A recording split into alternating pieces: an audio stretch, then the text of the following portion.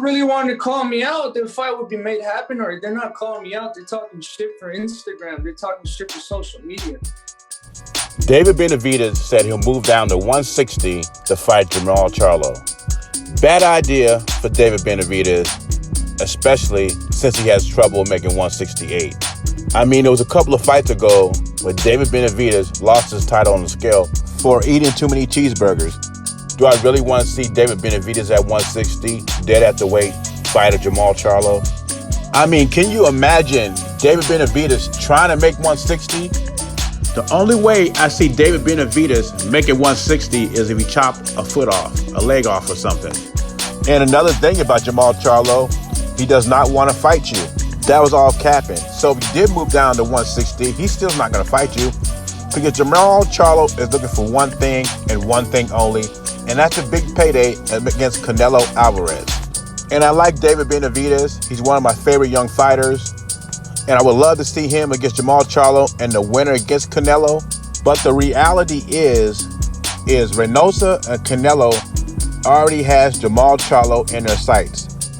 Reynoso says after the Caleb Plant fight, Jermall Charlo is one of the fighters they want to fight next. So Jermall Charlo is not going to risk his big payday fighting David Benavidez when he doesn't have to.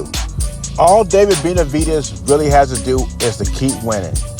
If he keeps winning and Canelo keeps winning, the public will demand the fight.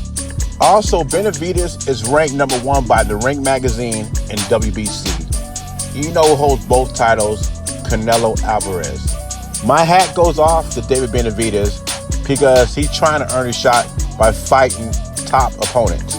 He's the only guy, or one of the few guys in boxing today that are willing to risk everything to get his dream matchup against Canelo Alvarez.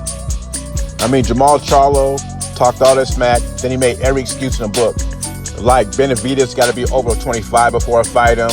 What's the other one he had? Oh, he doesn't have his vaccine shots. I mean, he completely avoided smoke. But at the end of the day, David Benavidez would not be in this situation if he was doing what he's supposed to be doing.